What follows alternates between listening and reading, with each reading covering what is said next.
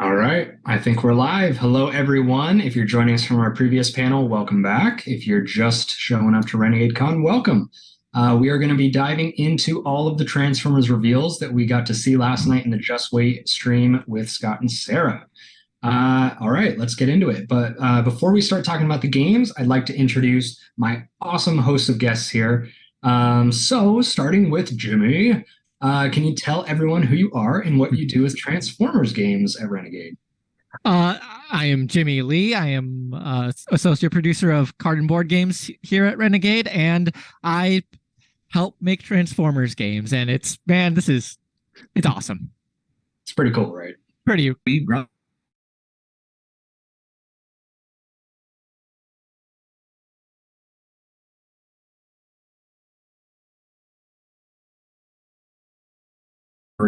People who make SS20 stuff for our various licenses. Fair enough. All right. Brian is being humble. He is an amazing writer and responsible for the fun sessions you have on your Friday nights, if that's when you play. Only your Friday nights. If you play any other night, yeah. any other night, right out. Yeah, not Brian. All right. Now, Jason. Hi, I'm Jason Keeley. I am Renegade Game Studios RPG designer. I am developer. I always get those two words mixed up somehow. I work with a lot of the text of the Essence 20 books. Not all of them, but Transformers definitely. Very cool. All right. Well, thank you all for joining. We're going to dive into a bunch of different game topics here, starting with a deck building game. So Jimmy's going to stick around. We'll see Jason and Brian a little bit later. All right. Well, let's get into it. We heard last night that we are getting new alliances. This is going to actually be a crossover expansion. It's a G.I. Joe deck building game, but Transformers is crossing over into this deck building game. So it's pretty relevant to speak about in this stream. So, Jimmy, on that note, can you tell us why this game is relevant for Transformers fans?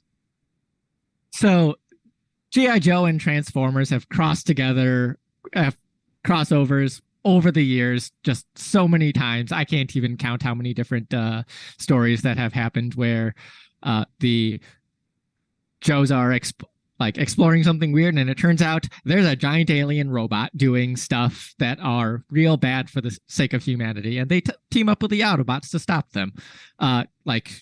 Countless times that it's happened. So we knew when we were planning out these crossover expansions, this had to be the one. This had to be the first one, and we had to just throw everything at this that we possibly could. So even though it's a G.I. Joe game, the Transformers are right there, front and center, and you're going to be helping them stop the Decepticons from taking over the planet and, enslaving us all. I don't like being enslaved. Yeah, I would agree. Very cool. So can you tell us a bit about the rules? Because I'm sure that's a question at the forefront of a lot of players' minds. Because the Transformers deck building game and the G.I. Joe deck building game, if you've played both, you'll know they're very different. So how does this crossover element work? So the Transformers, or this is not the Transformers deck building game getting like rules and stuff like that to work with the G.I. Joe deck building game. We wanted to make sure that the Transformers are the best they possibly could be in the G.I. Joe deck building game. So we came up with their own mechanics to make this work. As the story goes through, you will have the opportunity to recruit more Autobots to your cause. They will all join up in the arc, and there's some really powerful Transformers that you can use to or some very powerful Autobots that you can wield and send on missions with your G.I. Joe. You can send them in their robot mode where they'll start throwing punches and shooting blasters at Decepticons or Cobra guys. You can use their alt modes to hitch a ride into battle. And if you ever wanted, Snake Eyes to ride shotgun inside a Bumblebee and they go on a mission, this is your chance to do that. That's really cool. Very cool. And I know in addition to the Autobots, we're also going to be seeing some Decepticons, correct? Yeah. So, but the Decepticons are insanely powerful. If you think about the power scale between a futuristic giant alien robot, they are leagues ahead of just about any of the other Cobra threats that you are used to seeing.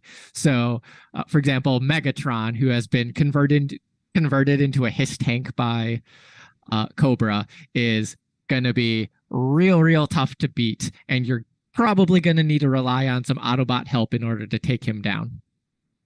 That's really cool. Awesome. All right. Well, that all sounds really fun. I think that the Decepticons in particular are going to be a really fun element to this game, because if you have not played the G.I. Joe deck building game yet, Transformers fans in the chat, it's pretty tough. So to add in enemies that are even stronger than the enemies already in there, it's going to be a lot of fun. And I think it's going to be fun for Transformers fans to see those enemies as Decepticons. Yeah. So, is there a pre-order promo with this box? I'm gonna just pause for a second and show you this little guy. Oh, are these, I assume, going to be our dice?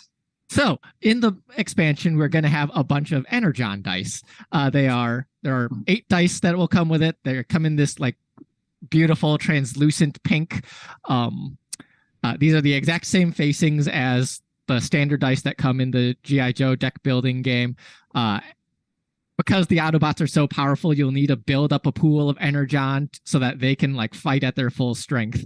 And being able to deploy all of these extra dice, you have the potential to just be rolling buckets of them. So very cool. Well, I need a hefty dice pool because my rolls are tragic. I've heard. I've watched your streams. Yeah, it's landed us in some pretty precarious situations. I think I remember one that keeps me up at night. It was 8 dice, and I rolled it all zeros. And it was a pivotal moment too. It was the leading up to the final mission, and it did cause us to lose the game. So that's heartbreaking. Yeah, but hey, it's a good memory, I guess. Yeah. Those are the types of moments where you're just going to talk about for years to come, and my friends, like these memories are great. Yeah, I have not been allowed to forget. So. All right. Well, that sounds really cool. So this is, again, a G.I. Joe deck building game expansion. It's called New Alliances, but it does have Transformers crossover elements. So if you're a fan of the G.I. Joe deck building game already, perfect. You can pick this up. If not, this is your chance to try it out, and it's a really fun system. So this is up for pre-order now. You get a pre-order promo for this, right, Jimmy? You sure do. Like we caught in the G.I. Joe panel, there's a New Alliances bonus box here. Inside of it will come 2 cards. It will have Grimlock and Dinobot Rampage. If you were expecting some characters, sorry to disappoint, but we threw everything that we possibly could have into making this expansion literally the best thing that we possibly could have. Additionally, you will also get a double-layered arc tile. This tile, the standard version of this tile comes in the expansion, but the dual layered version is a little bit swagged up, and we created like a little well and everything like that, so you can neatly store and contain your dice on top of it. There's also little slots and everything like that so that you can slide in your upgrade tiles for the arc as things like Teletran 1 and the repair bay come online. That's really cool. I think that things like that really add an extra layer of quality to a game and the experience. So that's awesome. Very cool. Okay. So yeah, like I said, guys, this is available for pre-order now. If you're interested, go and smash that pre-order button.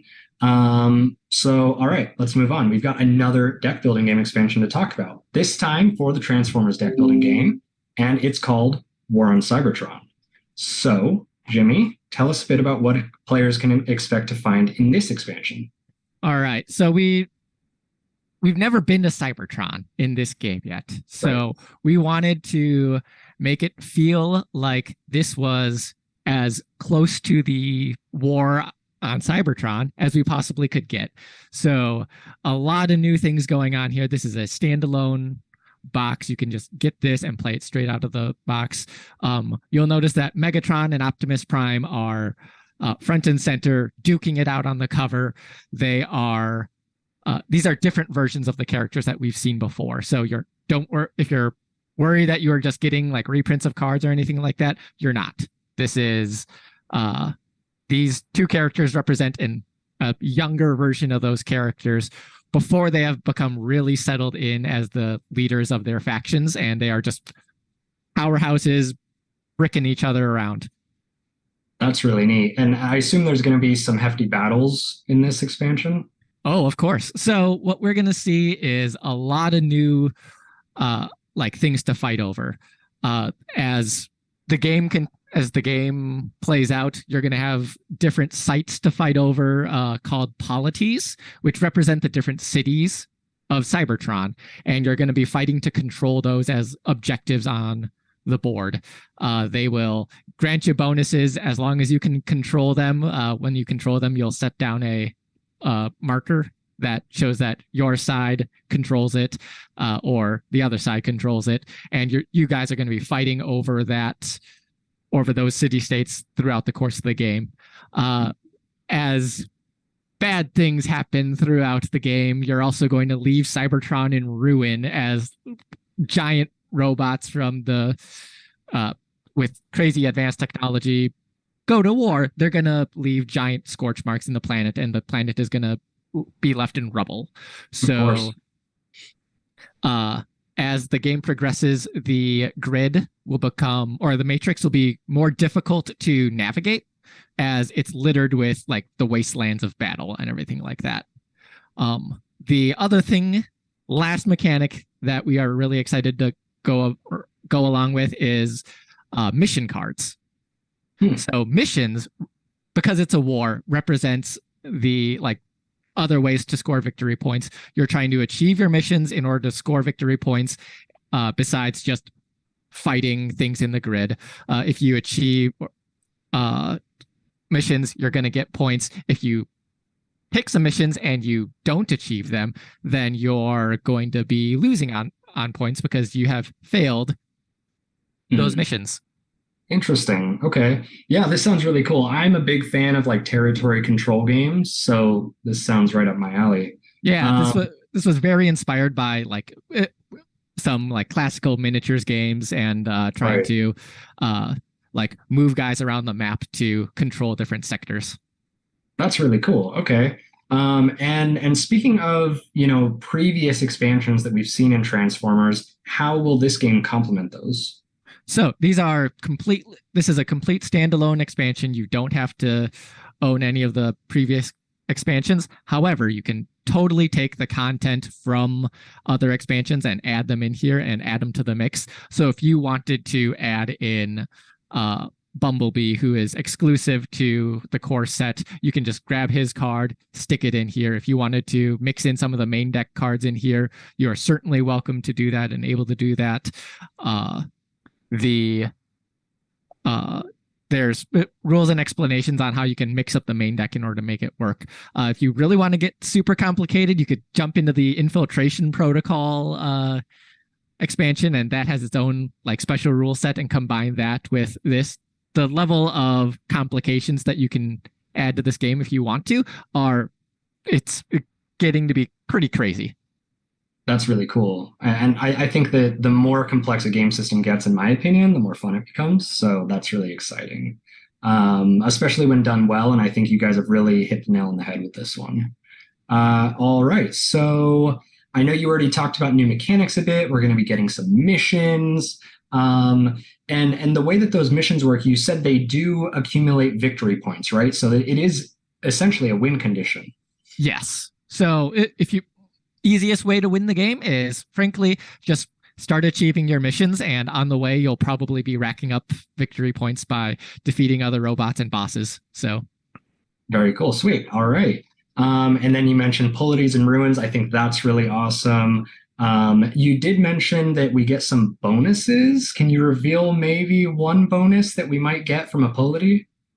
Let's see here. So most of the polities will be as you control stuff, it'll just generate resources for you. Energon, for example, or I can't remember off the top of my head. There's just so many of them to fight over as the game progresses.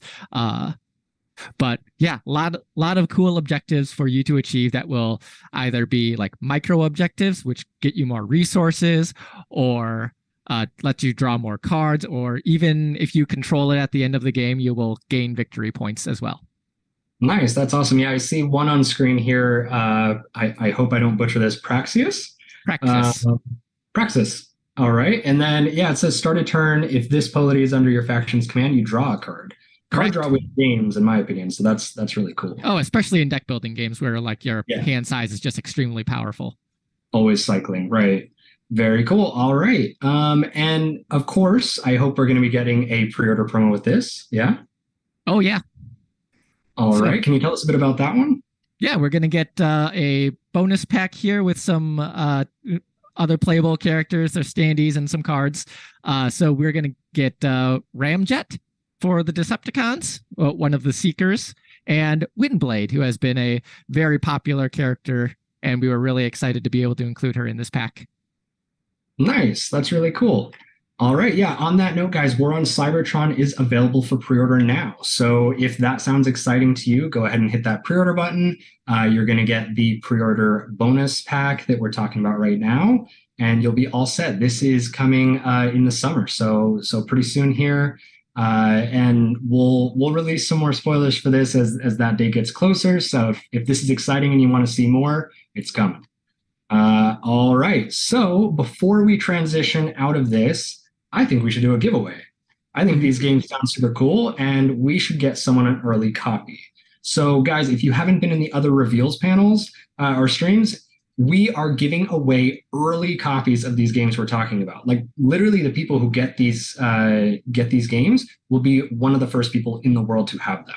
So go ahead and comment in the chat which of these two deck building games, either the G.I. Joe, New Alliances, or Transformers War on Cybertron, you are most excited for, and you're going to win an early copy of that game before it releases. All right, let's see. You guys will be commenting, and the moderators will do their moderator magic. Someone will get pulled as a winner. Let's see. I'm starting to see a bit of movement here. War on Cybertron, first one I saw from Wesley. Nice. New Alliances from Joseph. Phantom says War on Cybertron. Whoa, and then the speed picks up. Yep. It always starts so quick. This, I feel like I was expecting a lot of love for War on Cybertron here, because this is the Transformers stream, but I'm seeing a lot of New Alliances love out there too, which is kind of awesome. Yeah, I was thinking the same thing. I'm seeing a lot of New Alliances. War on Cybertron. New Alliances. It's pretty split. 50-50, no, I'd say. I'm gonna be real honest with you. I helped make these games work, and it was really awesome I can't pick between them.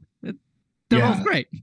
They both sound super cool. Oh, we got a winner. Hey, Eric. Eric won. Eric is actually a moderator on our Discord, so that's awesome. Eric says he would love both expansions. Wow. Well, that's pretty smart. Eric kind of gamed the system, but you know what, Eric? We're going to send you both. We're going to send you both early because you're an awesome moderator, and I like that smart move. That's a gamer move right there. All right. Very cool. Sweet. And you know what? Before we move on, that was a lot of fun. I think let's do another giveaway. I want to do one back. Let's just do it. Why not? Because, you know, we actually got we got 1, 2, 3, I think 4 for Transformers, 4 different toys sent to us from Diamond Select Toys, and we're going to be giving those away to some lucky people in the chat here. So if you would like to win this is going to be more of a general one. Just comment your favorite Transformers character in the chat. And see, we've got some mini-mates on screen here, and then another image will come up. It's actually a San Diego Comic-Con 2022 VHS box set, kind of a premium item. So this is a pretty neat giveaway. Ooh, that's pretty spicy. It is, yeah. So go ahead and comment your favorite Transformers character in the chat. Let's see. I'm very curious. I expect to see a lot of Soundwave. 2 Soundwave, right? 3 Soundwave, 4 Soundwave. All right. Yep. Okay. Well, Jordan, who's your favorite Transformers character? If I say Soundwave now, am I a hypocrite? Because it's Soundwave. Of course it's Soundwave. He's okay, awesome. Fine. Yeah. It used to be Bumblebee, but Soundwave I actually learned a lot more about after playing our games, and he's just cool. Starscream, Megatron, Yeah, I'm a Starscream fan. I have the Coronation Starscream action figure sitting on a shelf outside. So yeah, just the swaggerific crown on that dude. Yeah. We got a winner already. Here we go. Joshua Studley. Run. Nice. Congrats, Joshua. So go ahead and shoot an email over to customerservice@renegadegames.com, and we're going to get you set up. Congratulations. Very cool. All right. I think on that note, we can go ahead and transition here. So remember, guys, both of those deck building games are available for pre-order now. You can pre-order them if you'd like, and you're going to get some free promos with those pre-orders. All right, let's switch gears. Thank you, Jimmy. That was a lot of fun. Awesome. We are going to move on to talking about the Transformers role-playing game. We're going to bring two people in here, actually, both Jason and Brian, because they both work on the RPG. Hey, guys, welcome. Hello. Hello. Alrighty, let's dive into it. So we heard in the Just Wait panel that we are getting The Time Is Now. I'm super excited about this. I think it's super cool. We didn't reveal too much because we didn't want to steal your thunder in this stream, but there's a lot of really cool things that are being added to the Transformers role-playing game because of this adventure series. So my first question is going to be for Jason here. As the developer on this book, can you tell us, first of all, what is an adventure series for new RPG folks? Sure. Our adventure series is a source book that sort of takes player characters from through a series of linked adventures from sort of at a beginning level to a big climactic finish. It is this one has 4 sort of parts to it, and with The Time Is Now, you'll be able to sort of have everything you need to run a nice, a long, juicy campaign that will, take you through all these twists and turns and all sorts of fun stuff. Or essentially, we are starting off. This one does sort of follow a little bit off of Troubled Waters, the opening scenario that's in the core rule book. You don't have to play that, but you can. But it mainly is for sort of starting Autobot characters to be introduced, and will take you basically at the end of it all of Time Is Now. Your characters will be 6th level. Nice. So it's a good start. And I know a lot of people look at an adventure series as sort of a one and done type thing. Is that the way this works, or can it be kind of broken up? Sure, yeah. And if you wanted to take some of the part 2 or part 3 of this and run it by itself for your own campaign, it would take a little bit of tweaking. You could easily sort of slot that right in there. But they are sort of, they have some self-contained goals in them, of course. But of course, we're telling a larger story that brings the characters to brings these villains to life, brings these characters to fight against a particular threat. I'm trying not to spoil too much here, honestly. It's tricky because I want to say all the neat stuff that's going on. Yeah, it is. It's tricky to talk about an adventure series without giving away the name.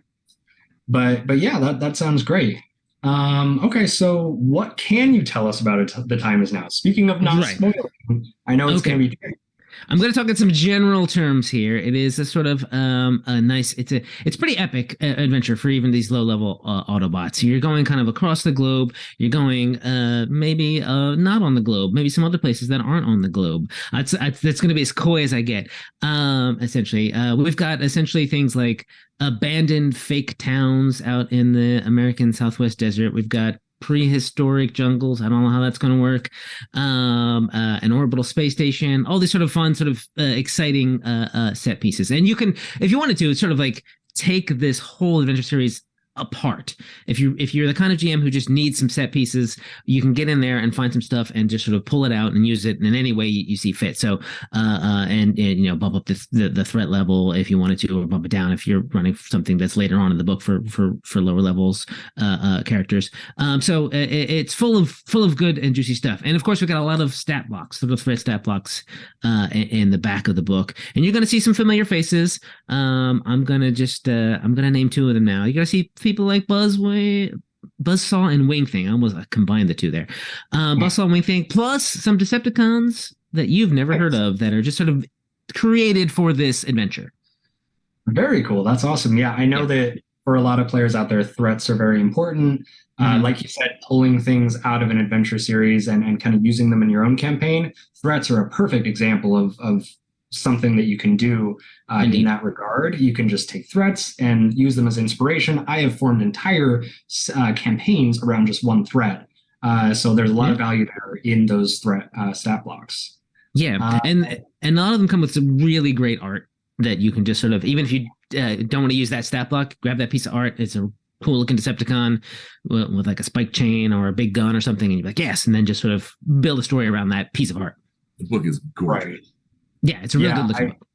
I was looking through it when I was pulling images for this, and I was like, oh my gosh, like I can't wait to have this. Cool. So I know you mentioned there's some exciting new set pieces.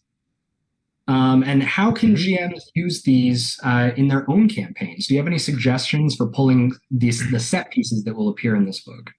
Sure. Sort of early on, you're sort of in this abandoned sort of fake town in the American Southwest desert that I mentioned that was sort of abandoned by the military. But there's reasons there's other things going on there. I'm not going to go too deep into that. But you've got some stuff in there where you are essentially sort of maybe being spied on from above or being tracked by some Decepticons or trying to track down some Decepticons or hiding out in these abandoned buildings. That alone is just a great start to a campaign, or great even to a finish to a campaign. Maybe you chase some Decepticons to that area, and there's some hidden piece of technology there that they need to find out.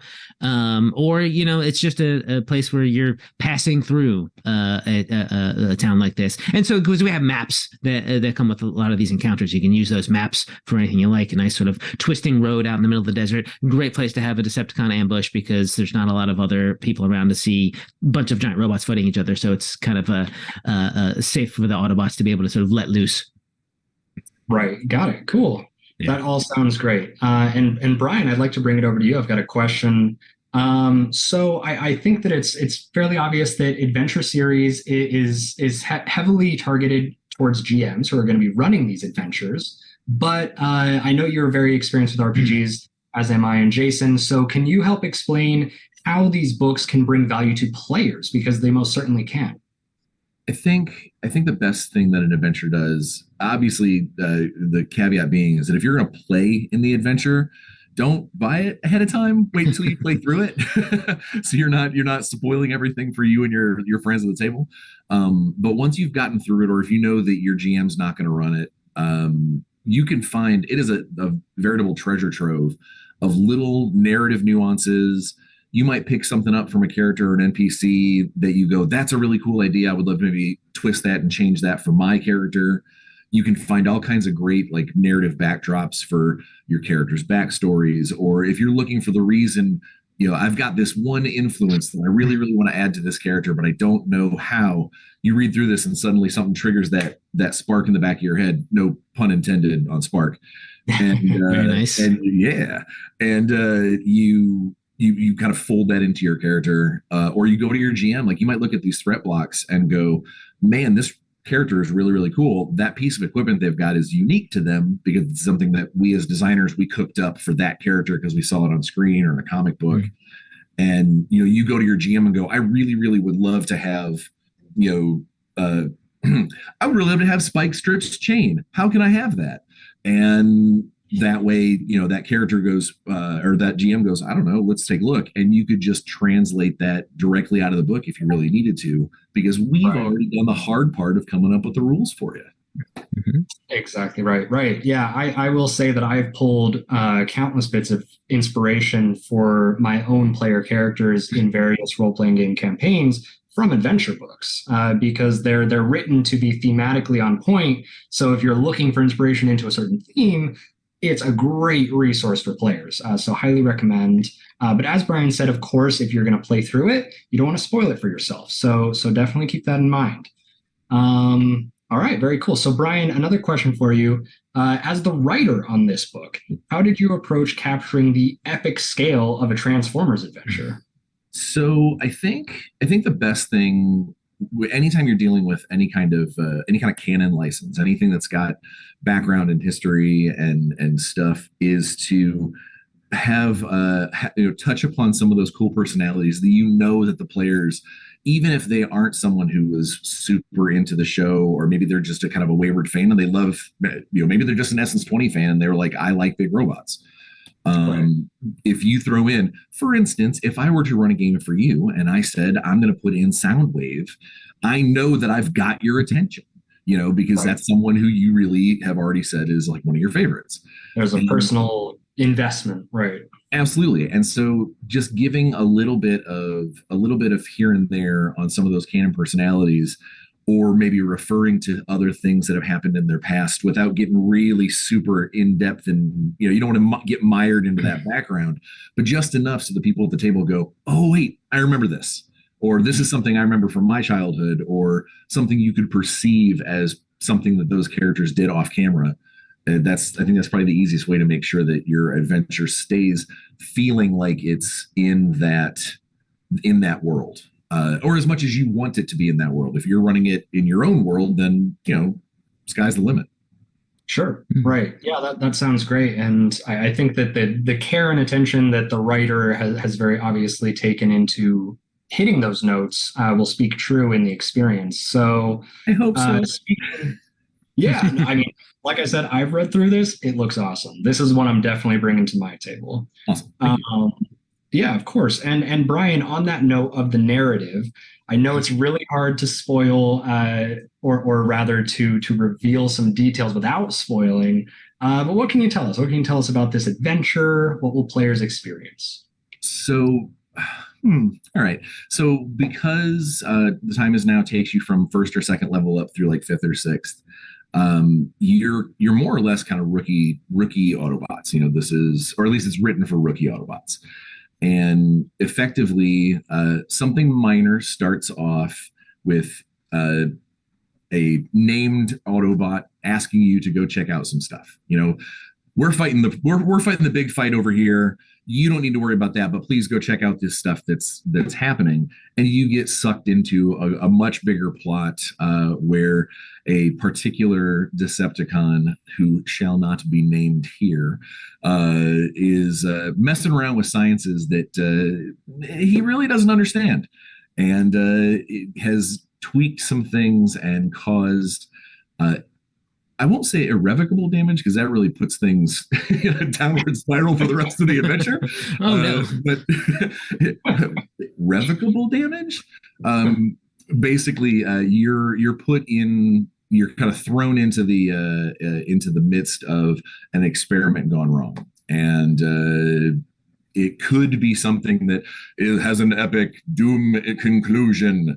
But not if you're, good and do what you're supposed to do and fix the problem.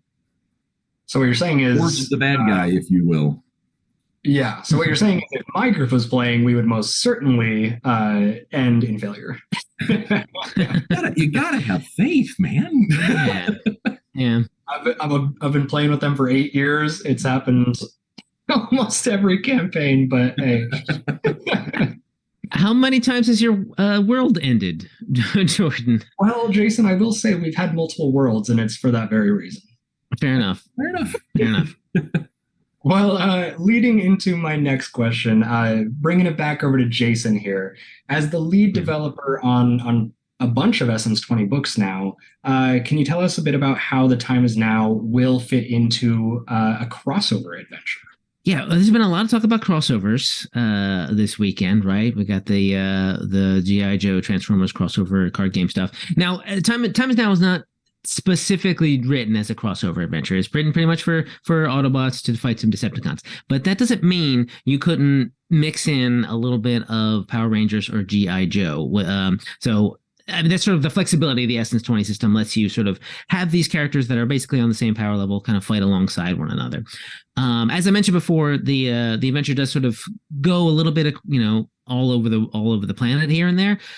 So that's a great opportunity for Joes to come in, right? Joes are always looking out for what's going on what weird things might be happening in some, again, abandoned sort of once military test town right there. Hey, Joes might know already about what's going on there and show up. Plus, you've got the Joes. If you got Joes in there, they're going to have a little easier time dealing with the human side of things. They can come in and be like, oh, no, that was, we're part of the military. All that noise you heard, that was just some test fire. And that'll come from a human being to another human being, that'll come across a little more palatable, a little more what's the word I'm looking for? Feasible than if a robot was saying that to giant robots. Oh no, please move along and nothing to see here. Nothing to see here. You're a giant robot. Right. So that could be helpful. So you could throw that in. You could throw in mix up a little bit more. Obviously Cobra's always testing and those sort of weird technologies. Maybe they are involved with this unnamed Decepticon that Brian mentioned, helping him figure out what his weird technology is doing to, of course, rule the Earth, while the Decepticons probably want to go for the whole galaxy, right? So you could throw in that kind of stuff. That would be pretty easy. I mean, it wouldn't be too hard to sort of add in some stuff like that. But if you just wanted to have it be the Decepticon threat with some Joes in there, and also, Power Rangers are no strangers. That was weirdly rhyming. Are no strangers to stuff coming from space, right? Obviously, Rita's on the moon. And so giant robots are also their bread and butter in a lot of ways. So they wouldn't probably blink an eye about sort of fighting alongside some good giant robots. And if you wanted to, I think that there's some places that would really benefit from having some Zord combat, right? There's some threats in here that are pretty big and you could even scale them up to be a big size so that it is a good big robot versus big robot battles. Which would be pretty exciting. That sounds awesome. And speaking as someone who's played RPGs for many, many years, I think that everybody having their own spotlight, everybody having their own strength and time to shine is something that is a cornerstone of RPGs. And it sounds like the Essence 20 system is built around that mindset. So that's fantastic to hear. Yeah. Narratively speaking, everyone sort of gets their own kind of like general niche, and you can sort of like, oh, this is the time where I can do something pretty awesome. Right. The time is now, as a matter of fact. The time is now. Very good. All right. Sweet. I think we can dive into our next giveaway. I'm always so excited for these. So real quick, Jason reminded me of something. Talking about crossover play and going out into space and everything. That ties in perfectly to the Across the Stars source book. There's a bunch of space stuff that could easily apply to Transformers. As far as that part of this adventure too. I didn't even think about that until just now. Just bring that on you, Jordan.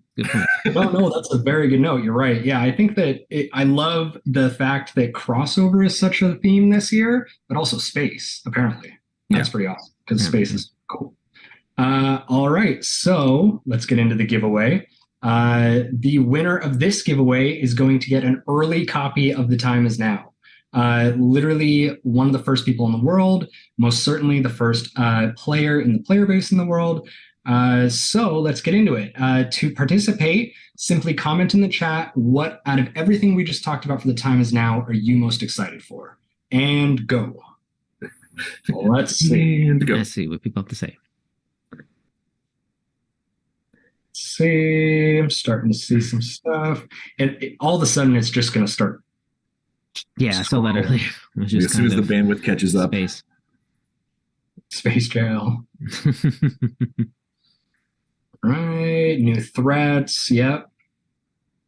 That's probably what I'm most excited for. Like I said, threats just add so much value. Oh, here we go. Oh, there it is. Crossover possibilities, NPCs, world-spanning scenes, a novice adventure.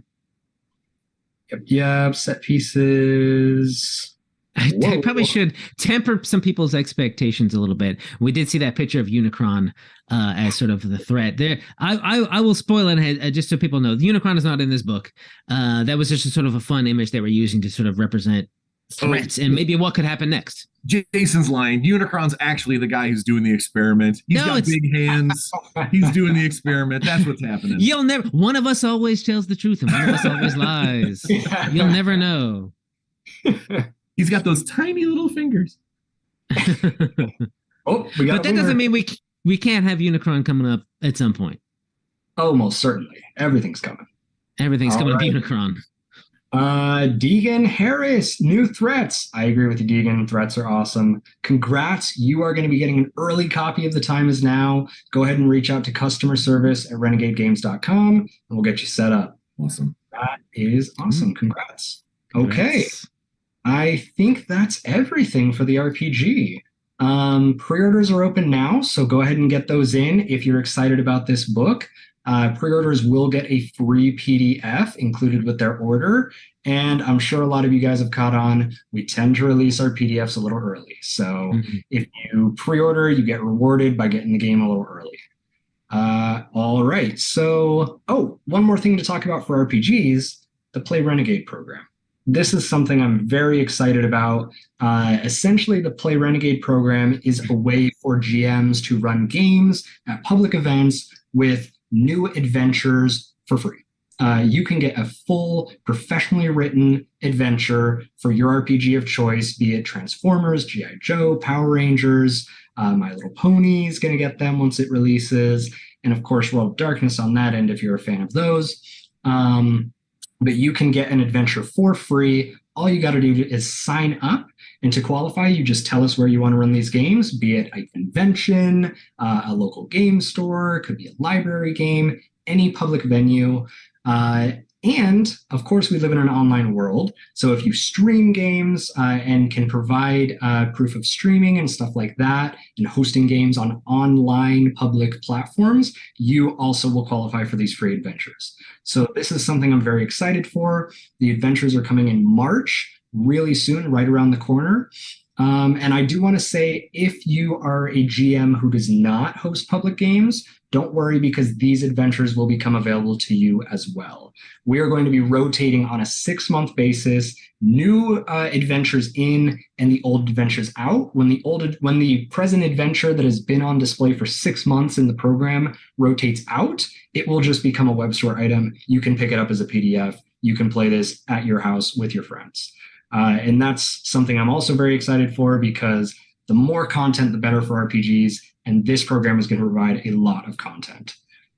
So yeah, go ahead and sign up today. There's going to be links dropped in the chat. All you got to do is tell us a bit about where you want to run these games. And those are coming in March. All righty. Well, thank you, Brian. Thank you, Jason. That was very exciting. I think a lot of people are looking forward to the time is now. We are going to move into our wrap up here. We have a lot of Gen Con events for Transformers fans. We're going to be running a deck building game league. You can participate in that throughout the entire weekend at Gen Con. We are going to have an RPG event on Saturday evening. It's going to be crazy. I'm not going to reveal too much about that yet, because we're going to save some of that for our March 1st Renegade Con. But that is going to be wild. So if you are an Essence 20 fan, if you like the Transformers role-playing game, Power Rangers, or G.I. Joe, any in the action series, you're going to want to go to that event. We are also going to have some other things like prizes for these games and just generally fun things that is going to make your Gen Con weekend pretty great. So be sure to come back. Join us here on March 1st. We're doing a Renegade Con Just Wait special edition. We're going to be revealing more games, more about all those Gen Con events. And yeah, I think that's about it. Thanks for joining us, guys. Don't forget, everything we just talked about is up for pre-order. You're going to get pre-order bonuses for most everything. I believe on this stream, everything we talked about has one. So yeah, thanks, guys. Thanks for joining. See you next time.